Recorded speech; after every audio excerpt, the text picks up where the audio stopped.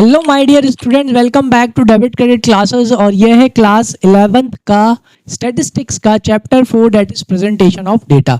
आज हम इस चैप्टर में सीखेंगे कि डेटा को ऑर्गेनाइज करने के बाद, जो कि अपना चैप्टर 3 था, कि भाई डेटा को ऑर्गेनाइज करने के बाद उसको प्रेजेंट कैसे किया जाता है, क्या क्या मेथड्स हैं, क्या क्या तरीके हैं जिसमें डेटा को क्या करा जाता है, प्रेजेंट किया जाता है। भाई डेटा को प्रेजेंट करना भी एक तरह का क्या है, आर्ट है।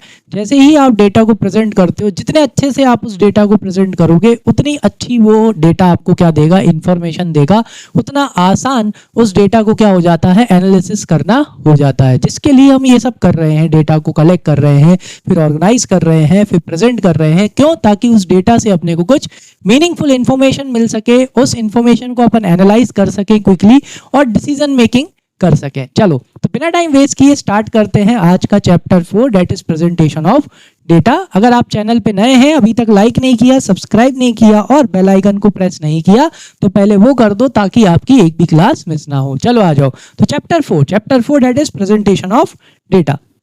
लास्ट क्लास में हमने सीख लिया था कि डेटा को ऑर्गेनाइज कैसे करते हैं। अब ऑर्गेनाइज करने के बाद में काम आता है डेटा को क्या करना, प्रेजेंट करना।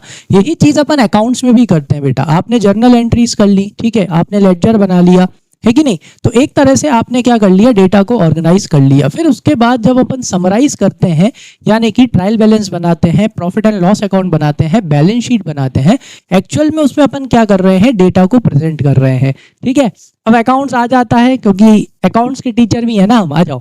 चलो तो प्रेजेंटेशन ऑफ डेटा। तो प्रेजेंटेशन ऑफ डेटा में क्या है, ये जो चैप्टर है ये डील करेगा प्रेजेंटेशन ऑफ डेटा प्रिसाइसली। ठीक है, प्रिसाइसली यानी बहुत अच्छे से डेटा को क्या करना सीखेंगे अपन, प्रेजेंट करना सीखेंगे, ताकि जो ये वॉल्यूमिनस डेटा है, यानी जो इतना सारा जो डेटा है जो अपन ने कलेक्ट किया है, data collected could be made usable ready.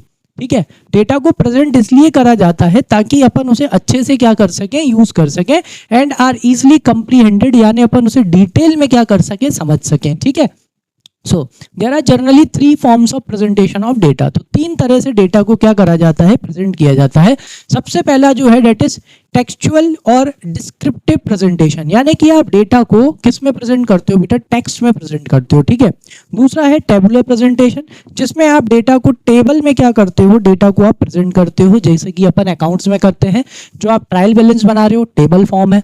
जो आप प्रॉफिट एंड लॉस अकाउंट बना रहे हो, जो आप बैलेंस शीट बना रहे हो, वो कौन सा फॉर्म है बेटा, टेबल फॉर्म है। ठीक है, और एक होता है डायग्रामेटिक प्रेजेंटेशन, जब उसी डेटा को काय में, डायग्राम्स में, हिस्टोग्राम में, पॉलीगॉन में या पाई डायग्राम में, इन सब में जब उन डेटा को क्या कर दिया जाता है, प्रेजेंट किया जाता है, तो वो क्या हो जाता है बेटा, डायग्रामेटिक प्रेजेंटेशन हो जाता है। चलो तो एक एक करके समझते हैं। सबसे पहला है टेक्सचुअल प्रेजेंटेशन। तो टेक्सचुअल प्रेजेंटेशन ऑफ डेटा में क्या करते हैं, in textual presentation data are described within text, यानी कि जो आप टेक्स्ट होता है, टेक्स्ट में अपन डेटा को क्या करते हैं, डिस्क्राइब करते हैं। When the quality of data is not too large, sorry quantity, जब डेटा की जो क्वांटिटी होती है जब वो ज्यादा नहीं होती, तब क्या किया जाता है, आप डेटा को टेक्सचुअल प्रेजेंटेशन में आप क्या कर देते हो, प्रेजेंट कर देते हो। This form of presentation is more suitable, यानी कि जब आपके पास जो डेटा है उसकी क्वांटिटी कैसी नहीं है, जब उसकी क्वांटिटी ज्यादा नहीं है, तो फिर आप डेटा को काय में प्रेजेंट कर सकते हो, टेक्सचुअल प्रेजेंटेशन में आप प्रेजेंट कर सकते हो। यानी कि एग्जाम्पल के तौर पे यहाँ पे दे रखा है, जैसे कि इन ए बंद call given on 8 September 2005 protesting the hike in the prices of petrol and diesel, 5 petrol pumps were found open and 17 were closed, whereas 2 schools were closed and remaining 9 schools were found open in the town of Bihar. ठीक है, बस ये example डाला है कि भाई जब आपके पास में न्यूमेरिकल डेटा कैसा होता है, जब ज्यादा नहीं होता, जब उसकी क्वांटिटी कैसी नहीं होती, जब उसकी क्वांटिटी ज्यादा नहीं होती, तब आप उस डेटा को कैसे प्रेजेंट कर सकते हो, टेक्सचुअल फॉर्म में आप उसे प्रेजेंट कर सकते हो। जैसे कि इस एग्जाम्पल में कि भाई 8 सितंबर 2005 को एक जगह पे क्या करा गया भाई, बंद कॉल करा गया कि भाई जगह को क्या रखेंगे, बंद रखेंगे। उसके पीछे का रीजन क्या था कि भाई पेट्रोल के प्राइसेस क्या हो गए, बढ़ गए। तो भाई एक तरह से तो बंद रहता है तो क्या रहता है, पूरा बंद करते हैं ना, सब स्कूल कॉलेज वॉलेज सब बंद करते हैं। तो यहाँ पे वही डेटा है कि भाई प्राइस हाइक के वजह से बंद करा गया था, तो भाई 5 पेट्रोल पंप कैसे पाए गए, खुले पाए गए। ठीक है, 17 पेट्रोल पंप शहर के क्या पाए गए, बंद पाए गए। 2 स्कूल क्लोज थे, बाकी रिमेनिंग जितने भी 9 स्कूल्स थे वो कैसे थे, वो चालू थे। ठीक है, तो यहाँ पे जो आपका न्यूमेरिकल डेटा था वो कैसा था, कम अवेलेबल था, इसलिए आप इसको कैसे फॉर्म में प्रेजेंट कर सकते हो, टेक्सचुअल फॉर्म में प्रेजेंट कर सकते हो। वहीं पे अगर ये डेटा ज्यादा हो जाता देन वी विल प्रेफर, फिर अपन किसको प्रेफर करते, हम प्रेफर करते टेबुलर फॉर्म को। ठीक है, आ जाओ।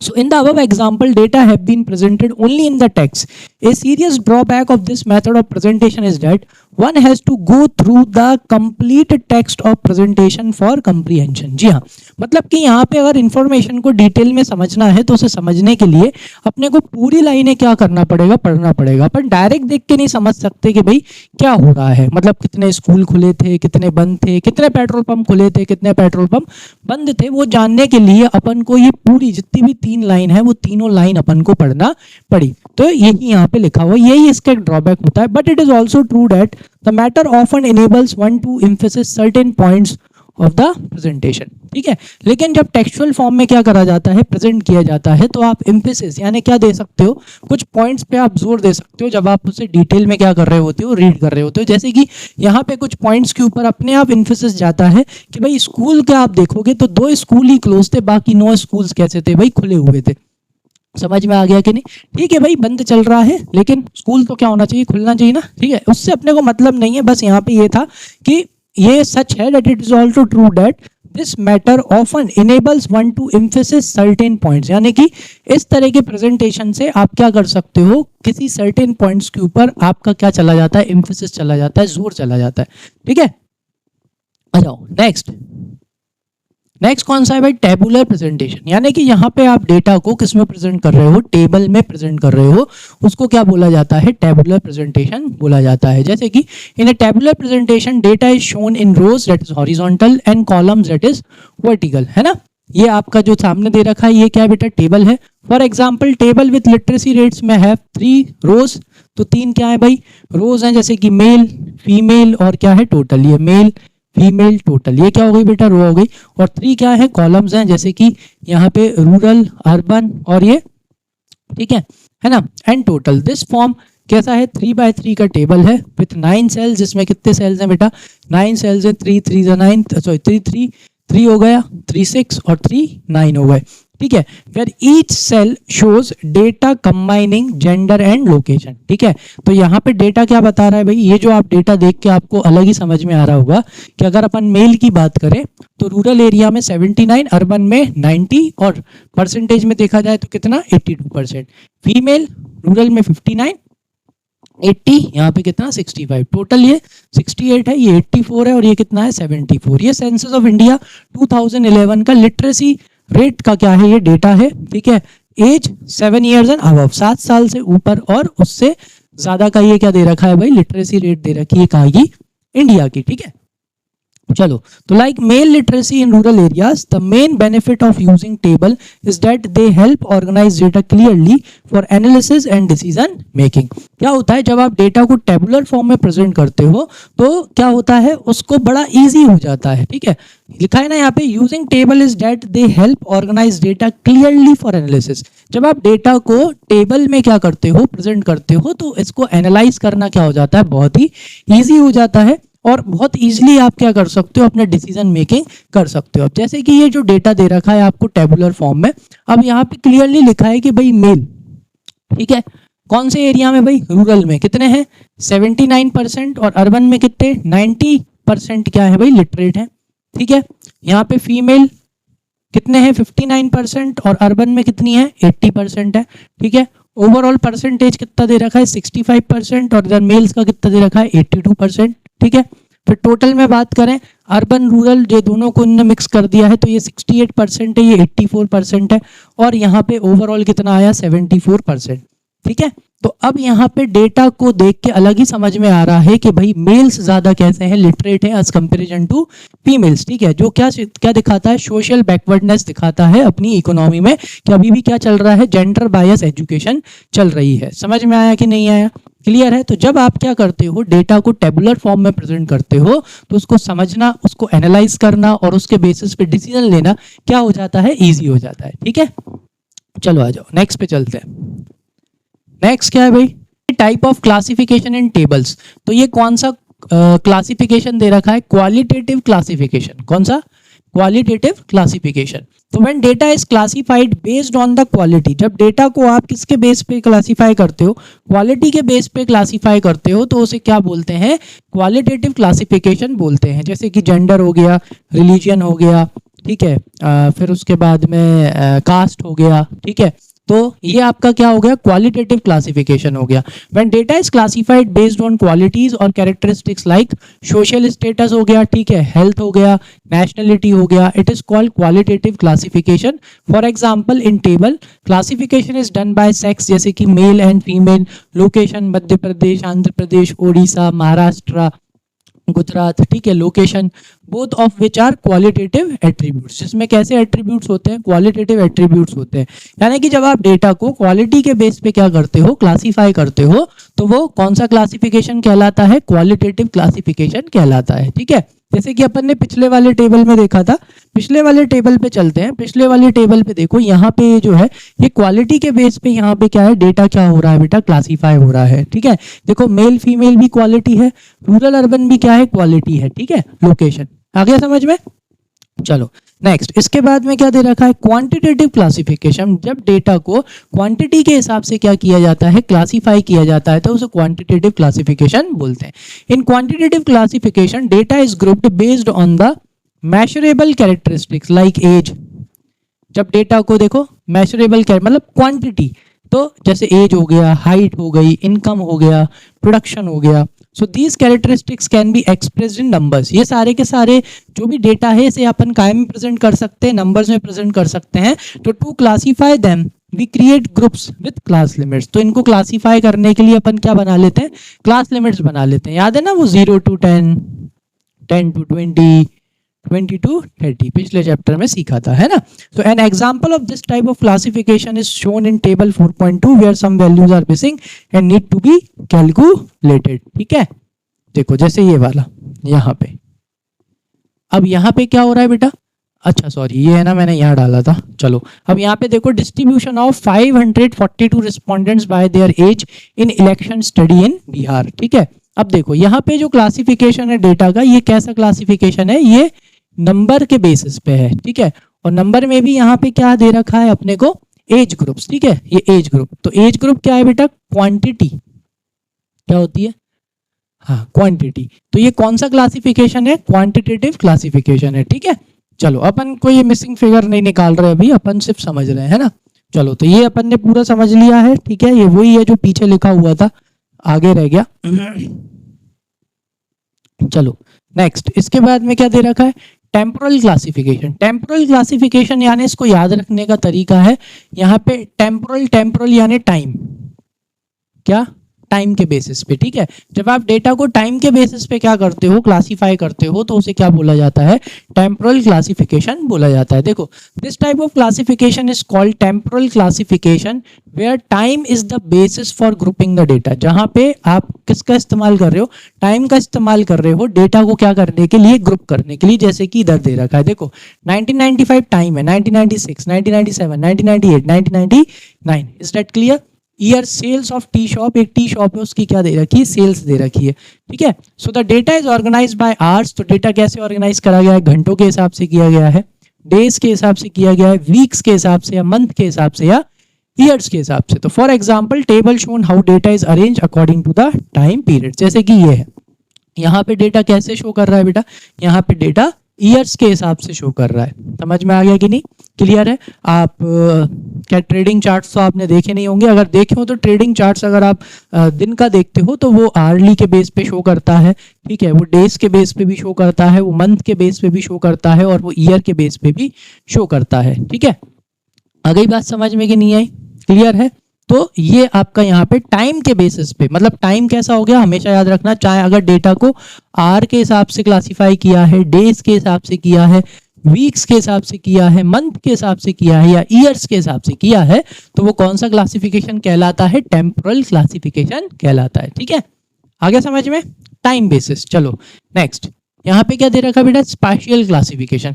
स्पेशल क्लासिफिकेशन यानी कि यहाँ पे आपने डेटा को लोकेशन के बेस पे क्या कर रखा है, क्लासीफाई कर रखा है। जैसे होता है ना, जैसे पॉपुलेशन, पूरी इंडिया की पॉपुलेशन स्टेट वाइज क्या कर रखी है, क्लासीफाई कर रखी है, मध्य प्रदेश की, फिर उसके बाद में आपकी महाराष्ट्र की, गुजरात की, ओडिशा की, आंध्र प्रदेश, छत्तीसगढ़, तमिलनाडु, इस तरह से अगर क्या कर रखा है आपने, पॉपुलेशन का डेटा अरेंज कर रखा है कैसा, लोकेशन के बेसिस पे, तो वो कौन सा क्लासिफिकेशन हो गया, स्पेशियल क्लासिफिकेशन हो गया। ठीक है। और कभी कभी अपन कंट्रीज के बेसिस पे भी डेटा को क्या करते हैं, क्लासीफाई कर देते हैं, डिस्ट्रिक्ट्स के बेसिस पे, समझ में आया, या क्या बोलते हैं आपके टाउन के ब्लॉक्स के बेसिस पे जब आप डेटा को क्या कर देते हो, क्लासीफाई कर देते हो, तो आप लोकेशन के हिसाब से डेटा को क्लासीफाई कर रहे हो, उस तरह के क्लासिफिकेशन को अपन क्या बोलते हैं, स्पेशियल क्लासिफिकेशन। ठीक है, आ जाओ। So when data is grouped based on place और लोकेशन, जब आप प्लेस या लोकेशन के हिसाब से, it is known as spatial classification. The places used for classification can include a village, village भी हो सकता है, टाउन, ब्लॉक, डिस्ट्रिक्ट, स्टेट हो सकती है, कंट्री हो सकती है, जो कि मैंने आपको सारा बता दिया।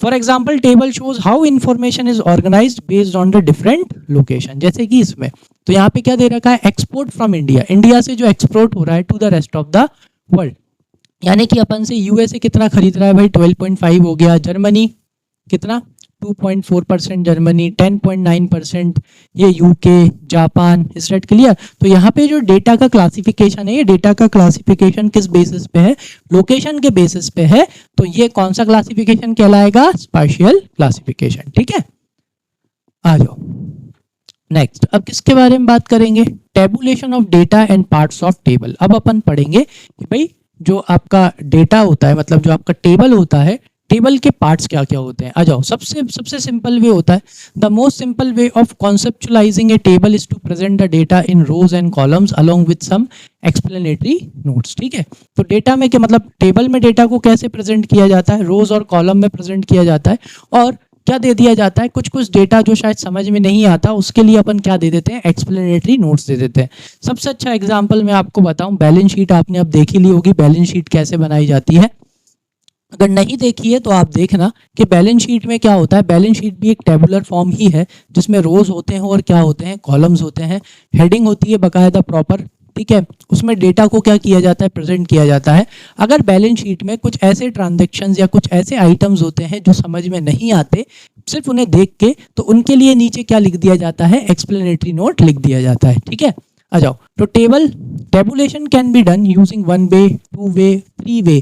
Classification depends upon the number of characteristics involve. ठीक है, तो जो डेटा है, डेटा कैसे बनाया जा सकता है, 1 वे है, 2 वे है, 3 वे है। ठीक है, और क्लासिफिकेशन किसके ऊपर डिपेंड करता है, क्लासिफिकेशन डिपेंड करता है कि भाई आपके पास कितने तरह का डेटा है, समझ में आया।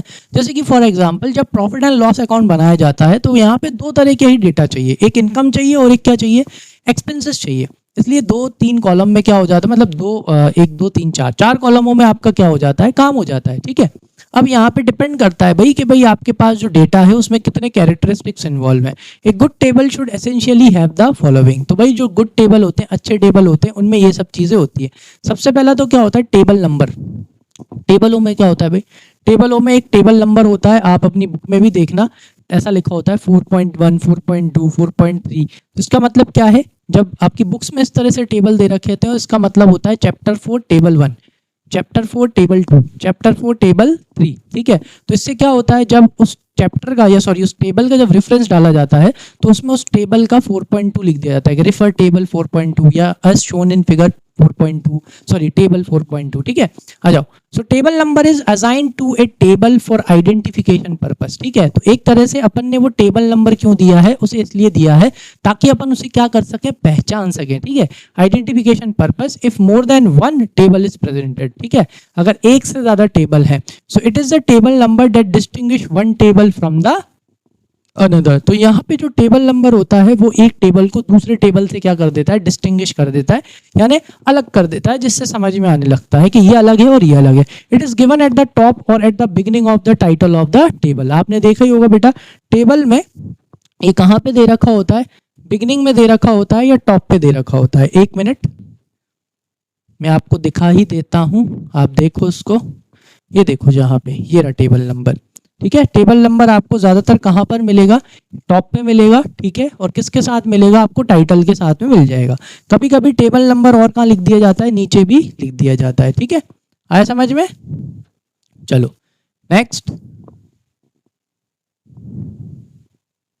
हाँ, तो आगे क्या दे रखा है बेटा, numbers are whole numbers ascending order और if there are any tables in the books. तो सब्सक्रिप्टेड नंबर्स लाइक 1.2 भी हो सकता है, 3.1 भी हो सकता है, etcetera are also used for identify the tables according to its location. For example table 4.5, ठीक है। तो टेबल 4.5 यानी कि चैप्टर 4 का टेबल कौन सा नंबर, टेबल नंबर 5, ठीक है।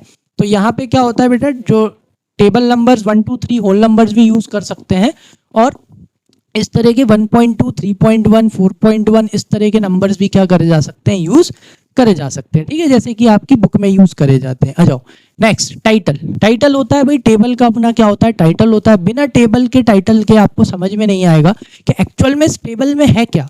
समझ में आया। तो टाइटल बड़ा इंपॉर्टेंट होता है। आ जाओ, so the title of a table narrates about the content of the table.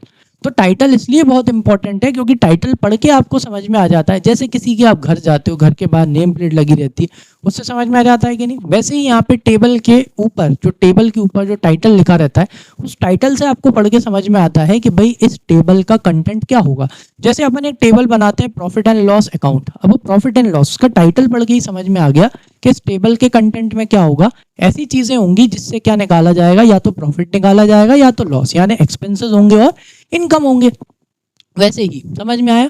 तो it has to be clear, बिल्कुल क्लियर होना चाहिए, ब्रीफ होना चाहिए, छोटा होना चाहिए, ज्यादा बड़ा नहीं होना चाहिए, carefully worded so that the interpretation made from the tables are clear, ठीक है। और जब आप शब्दों का चुनाव करते हैं तो शब्द भी कैसे लेना चाहिए, आपको बिल्कुल केयरफुली लेना चाहिए। क्यों, ताकि पढ़ते से ही क्या हो जाए, वो इंटरप्रिटेशन बहुत ही मतलब समझ में आ जाए, कोई कंफ्यूजन ना हो कि भाई टेबल के अंदर क्या है, काय का टेबल है, ठीक है।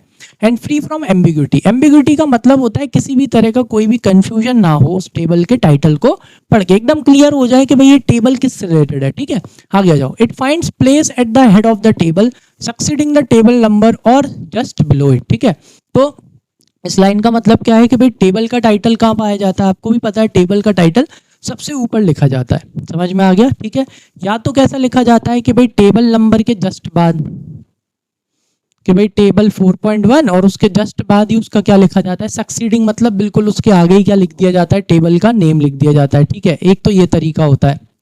दूसरा तरीका क्या होता है बेटा, टेबल नंबर ऊपर लिखा होता है। कैसा लिखा होता है, टेबल नंबर ऊपर लिखा होता है और टाइटल कभी कभी कहाँ लिख देते हैं, उसके नीचे लिख देते हैं, और जस्ट बिलो इट, या टेबल नंबर के नीचे।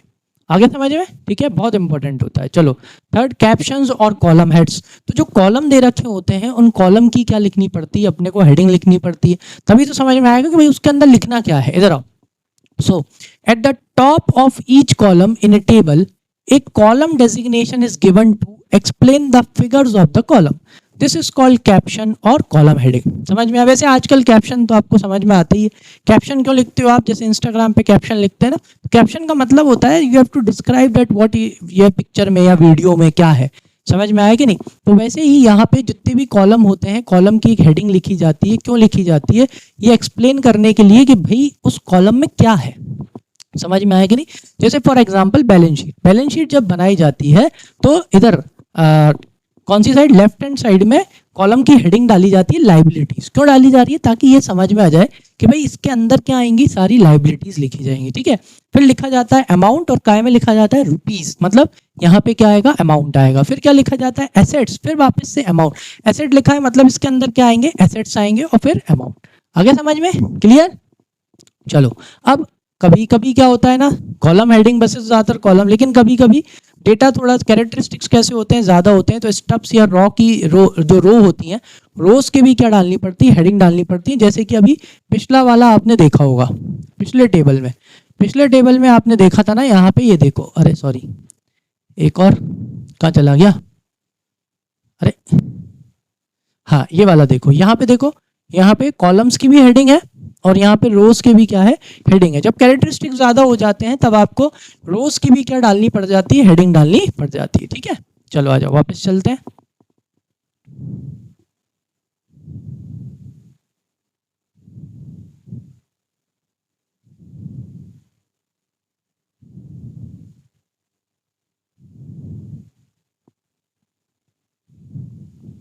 चलो, तो क्या लिखा है यहाँ पे, लाइक कैप्शन और column heading, each row of the table has to be given a heading. ठीक है, जरूरी नहीं है, अगर आपके ज्यादा कैरेक्टरिस्टिक्स हैं तो ही आपकी मतलब जरूरत पड़ रही है तो ही रोज की क्या डाली जाती है, हेडिंग डाली जाती है। अदरवाइज अगर इतने ज्यादा कैरेक्टरिस्टिक्स नहीं है डेटा में तो फिर रोज की क्या नहीं डाली जाती, हेडिंग नहीं डाली जाती। ठीक है, so the designation of rows are also called, तो उन्हें क्या बोला जाता है, स्टब्स बोलते हैं या स्टब आइटम्स बोलते हैं।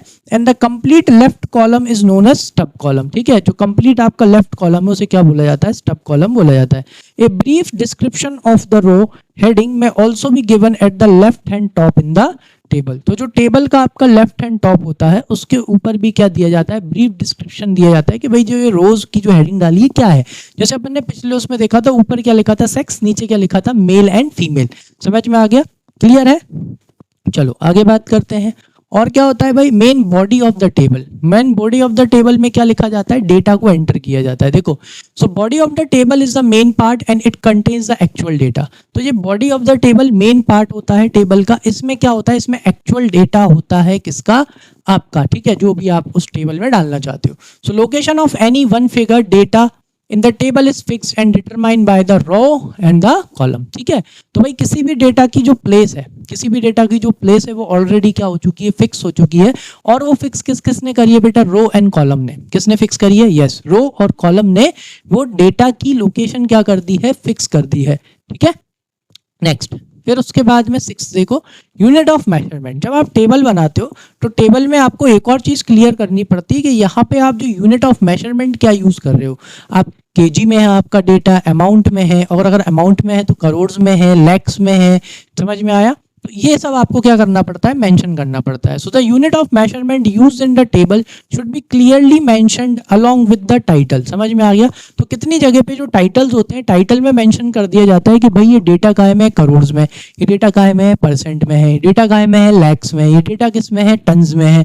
जैसे होता है ना वीट और ये सब एग्रीकल्चर का तब डेटा प्रेजेंट किया जाता है तो वो सब काहे में, केजी तो होगा नहीं उतना, तो मतलब केजी तो कम पड़ जाता है यहाँ पे, तो टन्स में डेटा को क्या करा जाता है, डिस्क्राइब किया जाता है, मतलब मेजर किया जाता है, सॉरी। ठीक है, सो इफ डिफरेंट रोज और कॉलम यूज डिफरेंट यूनिट्स। ठीक है, अगर डिफरेंट रोज और कॉलम कैसे यूज कर रहे हैं, डिफरेंट यूनिट यूज कर रहे हैं, तो those unit should be shown next to the stubs, यानी कि रो हेडिंग। ठीक है, और captions, column heading. If the numbers are very large, और अगर नंबर्स कैसे होते हैं, बहुत लार्ज होते हैं, तो they should be rounded off, उनको क्या कर देना चाहिए, राउंड ऑफ कर देना चाहिए। And the rounding method must also be specified. ठीक है, तो अगर आपने राउंड ऑफ कर रहे हो तो आपने जो राउंड ऑफ का मेथड क्या करा है, यूज करा है, तो वो भी आपको क्या कर देना है, मेंशन कर देना है आपके टेबल के नीचे। समझ में आया, फुट नोट्स में क्या कर दिया जाता है, मेंशन कर दिया जाता है। समझ में आ गया, यूनिट ऑफ मेजरमेंट यानी डेटा, आप जिस तरह का डेटा उस टेबल में आप क्या कर रहे हो, पुट कर रहे हो, तो उसका आपको यूनिट ऑफ मेजरमेंट क्या करना है, रोज या कॉलम्स की हेडिंग में आपको क्या कर देना है, मेंशन कर देना है। अगर डिफरेंट डिफरेंट यूनिट्स हैं तो वो जिस कॉलम, जिस रो में आप उस डेटा को डाल रहे हो वहां पर उसके आगे उसकी हेडिंग में आपको क्या कर देना है, मेंशन कर देना है। ठीक है, चलो 7th बहुत इंपॉर्टेंट होता है भाई, सोर्स। ठीक है, मतलब आप जो अपने डेटा में, सॉरी, आप जो अपने टेबल में जो डेटा पुट कर रहे हो उस डेटा का सोर्स क्या है, मतलब कहाँ से आपने वो डेटा लिया हुआ है। जैसे कि आप स्टैटिस्टिक्स की बुक देखोगे, उसमें जितने भी आपको पॉपुलेशन या उसके जो आपको डेटा मिलेंगे, लिटरेसी और ये, तो ये सेंसस 2011, सेंसस 2021 या इस तरह से क्या करते हैं, वो आपको रिफर मतलब बता देते हैं भाई यहाँ से लिया है हमने डेटा। आ जाओ, so the source, the source is a short statement that tells where the data in the table comes from। ठीक है, तो सोर्स क्या बताता है, ये बताता है कि भैया ये जो डेटा है, ये डेटा हमने कहाँ से लिया है, क्या सोर्स है उसका। समझ में आ गया, ठीक है। If there is more than one source, अगर एक से ज्यादा सोर्स है तो आपको क्या करना है, all should be mention. The source is usually written at the bottom of the table, यानी जो टेबल का बॉटम होता है, जो नीचे सबसे नीचे जो टेबल का सबसे लास्ट में एक तरह से क्या है, उसमें क्या करा जाता है, मेंशन कर दिया जाता है कि भाई ये जो डेटा में इंफॉर्मेशन आपने पुट करी है, तो ये डेटा का सोर्स कहाँ से है, मतलब ये डेटा आपने कहाँ से लिया है, तो वो आपको वहां पे क्या करना है, मेंशन कर देना है। समझ में आ गया, क्लियर है। चाहे एक से ज्यादा सोर्सेज हो तो वो भी आपको वहां पे मेंशन कर देना। लो भाई आ गया टेबल, ठीक। है ना। चलो ये और डिस्कस करते हैं, फिर पूरा टेबल देख लेते हैं। 8 क्या है, note. A note is a final part of a table. Note क्या होता है, बिल्कुल फाइनल पार्ट होता है। It explains anything specific about the data that is not clear on its own and hasn't already been explain. चलो तो एक simple सी चीज बताता हूँ, कभी कभी क्या करा जाता है, एक नोट लिख दिया जाता है टेबल के अंदर। क्यों लिखते हैं, उसके पीछे का रीजन ये होता है, कभी कभी फिगर्स क्या होते हैं ना, देख के समझ में नहीं आ रहा होता, तो उसका एक एक्सप्लेनेशन लिख दिया जाता है ताकि पढ़ने वाले को, डेटा देखने वाले को, टेबल देखने वाले को वो चीज समझ में आ जाए। जैसे कि यहाँ पे ये देखो, ये लिखा है note, figures are round off to the nearest crore. ठीक है, क्योंकि एकदम से देख के तो समझ में आएगा नहीं, तो यहाँ पे नोट लिख दिया गया है कि भाई जो ये डेटा है ना, इस डेटा को थोड़ा सा क्या कर दिया गया है, राउंड ऑफ कर दिया गया है टू द नियरेस्ट करोड़, यानी जो भी इसके नियरेस्ट करोड़ में आ रहा था उसमें हमने डेटा को क्या करा है, राउंड ऑफ कर दिया है। ठीक है, आया समझ में। चलो तो अब जरा अपन पूरा एक बार रिवाइज कर लेते हैं। देखो जैसे कि क्या होना चाहिए, टेबल नंबर, तो ये रहा टेबल नंबर। क्या होना चाहिए, टेबल की हेडिंग होनी चाहिए, और कैसी होनी चाहिए, एकदम प्रिसाइसली, और वर्ड कैसे इस्तेमाल होने चाहिए, बिल्कुल केयरफुली, ताकि पढ़ के ही समझ में आ जाए कि भाई टेबल किसका है। देखो, population of India according to workers and non workers by gender and location. लो अलग ही समझ में आ गया कि भाई ये डेटा किससे रिलेटेड है, पॉपुलेशन ऑफ इंडिया से रिलेटेड है, क्योंकि वर्कर्स हैं और क्या है, नॉन वर्कर्स हैं। किसके बेसिस पे, जेंडर और लोकेशन के बेसिस पे। यानी कि यहाँ आपको इंडिया के वर्कर्स और नॉन वर्कर्स का जेंडर के बेसिस पे और लोकेशन के बेसिस पे आपको डेटा मिल जाएगा 2001। ठीक है, ये आपकी कॉलम हेडिंग होती है। देखो, लोकेशन, जेंडर, ये आपकी कॉलम हेडिंग, ये भी आपकी कॉलम हेडिंग, ये आपकी कॉलम हेडिंग। ठीक है, फिर उसके बाद में देखो यहाँ पे यूनिट्स, ये करोड़ यहाँ पे मेंशन कर दिया गया कि भाई यूनिट ऑफ मेजरमेंट क्या है, यहाँ पे करोड़ है। ठीक है, ये आपकी रोज की हेडिंग हो गई, किसकी हेडिंग हो गई, रोज की। ठीक है, ये देखो यहाँ पे कॉलम में जो रोज की मेन हेडिंग है वो दे दी जाती है, लोकेशन, ऑल अर्बन रूरल। ठीक है, ये जेंडर, ये देखो कॉलम में देखो रोज की मेन हेडिंग दे दी गई है।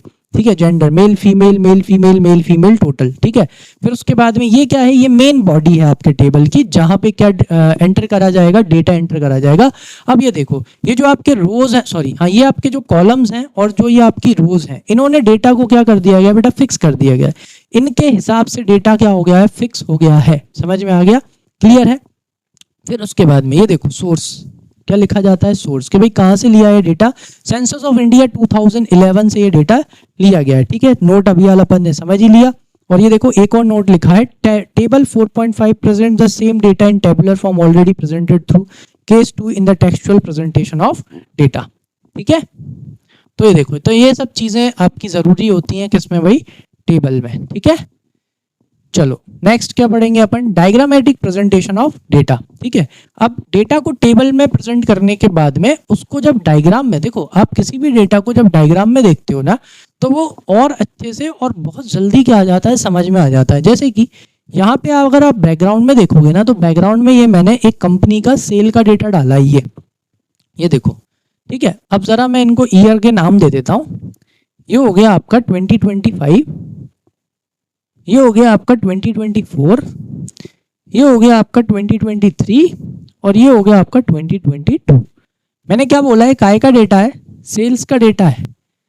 अब आप फटाक से देख के बता सकते हो कि भाई कौन से वाले ईयर में आपकी सेल सबसे ज्यादा हुई थी, 2024। आ रहा है अलग से समझ में, क्लियर आ रहा है कि नहीं। ठीक है, ये फायदा होता है जब डेटा को काय में प्रेजेंट किया जाता है, डायग्राम में प्रेजेंट किया जाता है। जब डेटा को डायग्राम में प्रेजेंट किया जाता है तो विजुअल प्रेजेंटेशन से डेटा बड़ी ही जल्दी और क्विकली और बहुत आसानी से क्या हो जाता है, समझ में आ जाता है। चलो आ जाओ, इसको पढ़ते हैं। अब आ जाओ, क्या लिखा है यहाँ पे, diagrammatic presentation of data. The third method of presenting the data is diagrammatic presentation. This method helps in understanding the data quickly compared to tables or text. देखो, टेबल और टेक्स्ट के कंपैरिजन में बस यहाँ पे आपने देखा और आपको मैंने बताया कि भाई ये सेल का डेटा है, ये ईयर्स हैं, तो बस आप फटाक से देख के आप बोल दोगे कि भाई 2024 की सेल कैसी है, ज्यादा है। अच्छा, सबसे कम सेल कौन सी थी, 2023 की, है कि नहीं, आया समझ में। तो it makes complex number easier to understand by showing them visually. तो यहाँ पे अपन ने नंबर्स को विजुअली शो कर दिया, तो वो जो कॉम्प्लेक्स नंबर थे उनको अंडरस्टैंड करना कैसा हो गया, बहुत ही इजी हो गया। While diagrams may not be as accurate as table, हाँ लेकिन डायग्राम क्या नहीं होते, टेबल्स के कंपेरिजन में इतने एक्यूरेट नहीं होते, they are more effective in showing the overall picture. हाँ, लेकिन ओवरऑल पिक्चर को शो करने में ये ज्यादा इफेक्टिव होते हैं और बहुत इजी होता है। जस्ट देख के ही क्या आ जाता है, ओवरऑल पिक्चर समझ में आ जाती है। जैसे कि यहाँ पे आई कि भाई जो आपकी कंपनी की सेल थी 2023 सॉरी 22-23 से वो बढ़ी 24 में अच्छा खासा बढ़ा, लेकिन फिर उसके बाद वापस से 2025 में आपकी सेल क्या हो गई, कम हो गई। ठीक है, तो ये क्या हो गया, they are more effective in showing the overall picture. तो ओवरऑल पिक्चर को दिखाने में ये कैसे होते हैं, डायग्राम्स बड़े इफेक्टिव होते हैं, बड़े आसानी से और बड़ी जल्दी समझ में आ जाता है। चलो, common types of diagram include, तो इसमें अपन क्या जियोमेट्रिक डायग्राम्स का यूज करते हैं, फ्रीक्वेंसी डायग्राम्स होते हैं, और क्या होते हैं अर्थमेटिक लाइन ग्राफ। ठीक है, इनके थ्रू अपन क्या करते हैं, डेटा को प्रेजेंट करते हैं। चलो, सबसे पहला अपन क्या पढ़ेंगे, जियोमेट्रिक डायग्राम। ये आपने छोटी क्लासों से बनाए हैं, हिस्टोग्राम बनाया होगा आपने, है कि नहीं, बार डायग्राम्स। ठीक है, जिसमें दो तरह के बार डायग्राम्स होते हैं, सिंगल बार डायग्राम होते हैं और मल्टीपल बार डायग्राम्स होते हैं। ठीक है, बहुत ईजी है, आ जाओ। तो जियोमेट्रिक डायग्राम ये क्या है, ये बार डायग्राम्स ही हैं। ठीक है, सिंगल वाले, ये देखो, ये सिंगल बार डायग्राम है। ठीक है, चलो आ जाओ, पढ़ते हैं क्या दे रखा है यहाँ पे।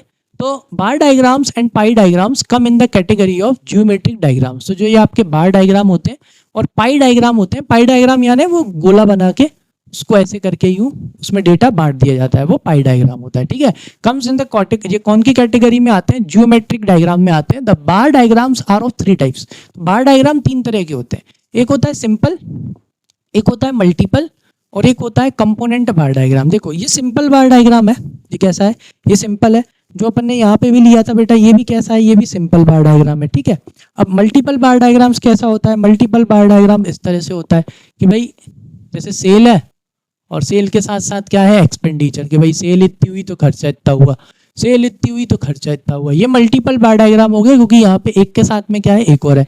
कंपोनेंट बार डायग्राम में क्या होता है, जो बार्स होते हैं ना उनको डिवाइड कर दिया जाता है। जैसे ये बार है,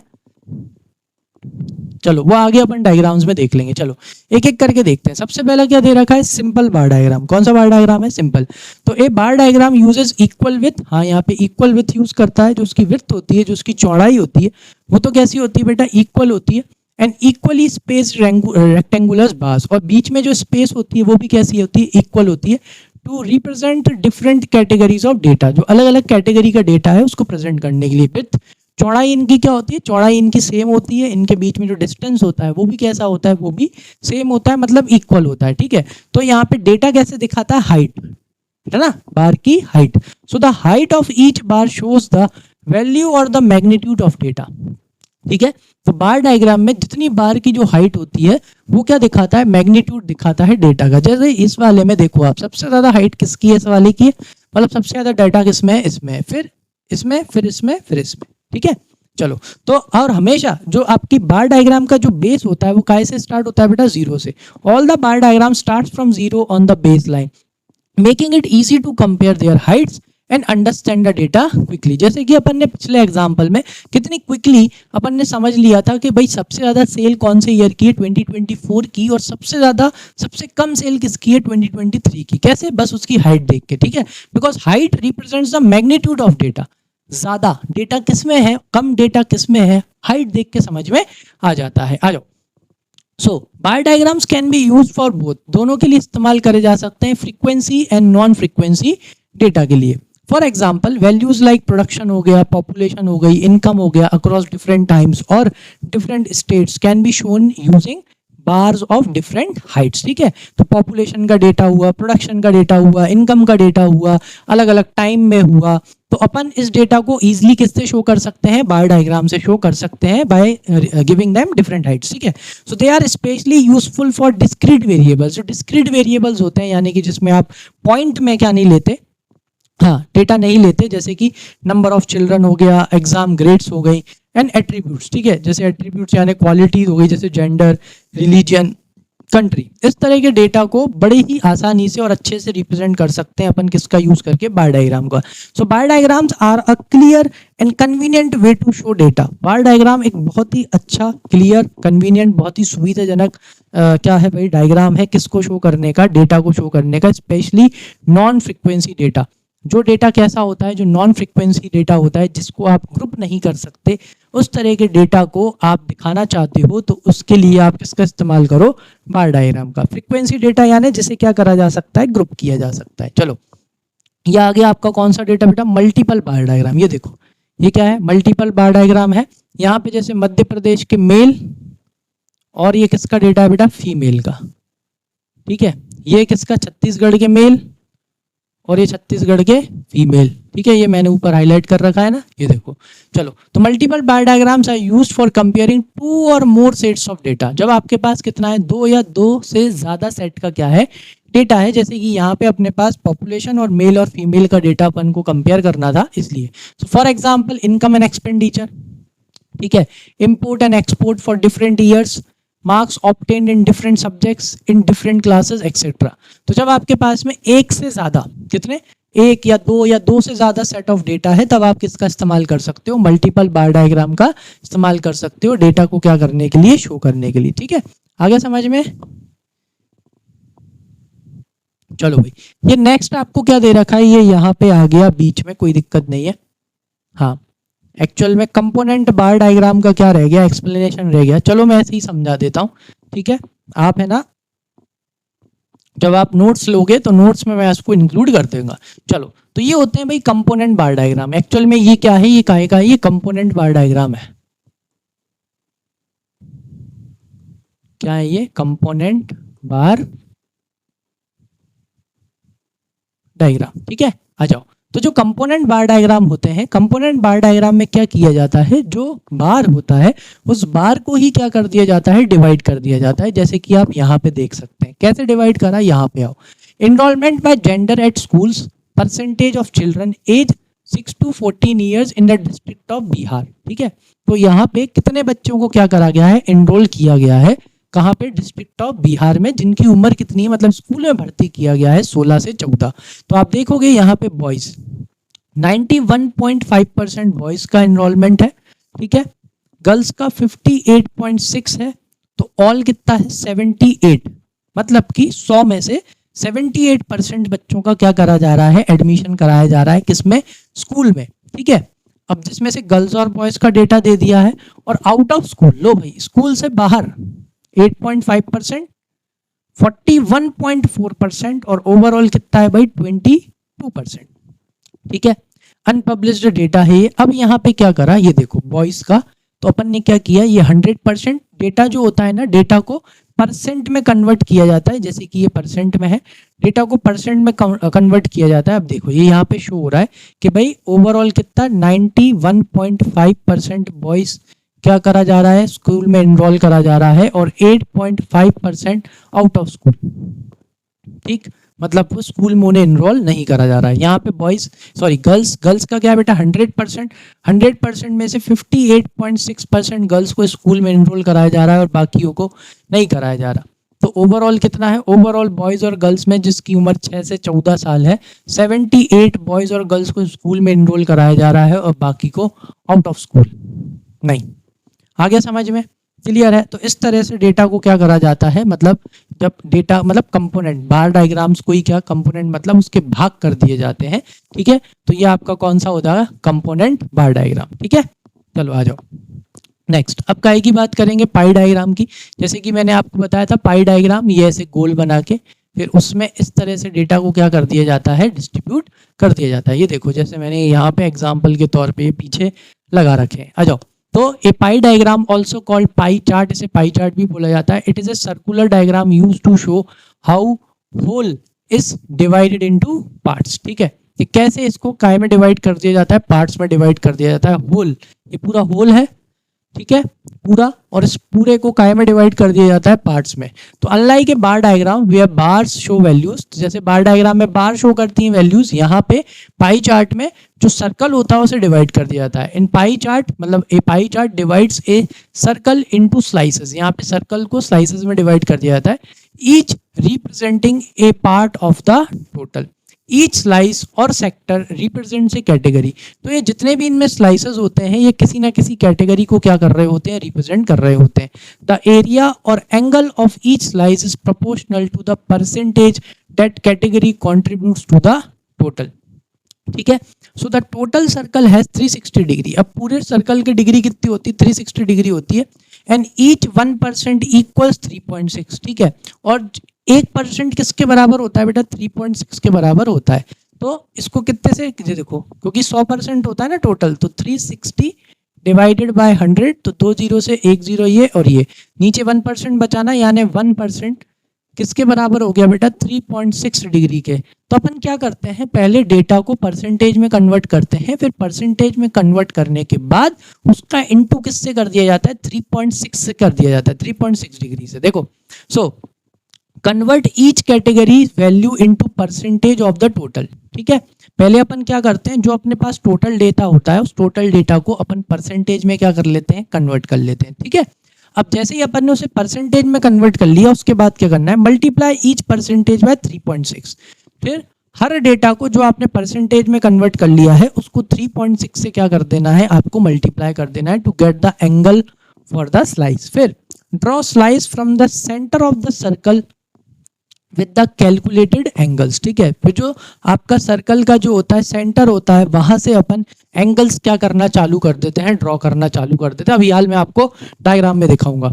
पाई charts are good for comparing parts of whole and can show the same data as component bar diagrams but in a circular form. ठीक है, यानी कि एक तरह से जो आपके बार डायग्राम का डेटा है, उस बार डायग्राम को डेटा को सर्कुलर फॉर्म में अगर शो करना है तो आपका जो पाई चार्ट है या आपका पाई डायग्राम है वो उसे अच्छे से शो कर सकता है। ठीक है, आ गई बात समझ में, और इससे आप आराम से कंपेयर कर सकते हो अलग अलग पार्ट्स को। ठीक है, देखो जैसे एग्जांपल ये रहा, ये देखो आप यहाँ पे। ठीक है, ये यहाँ पे क्या था, ये देखो ये 102, ये क्या है, distribution of Indian population 2011 bye there working status. ठीक है, तो marginal workers 12, main workers 36, non workers कितने हैं 76। ठीक है, टोटल कितना है भाई 102।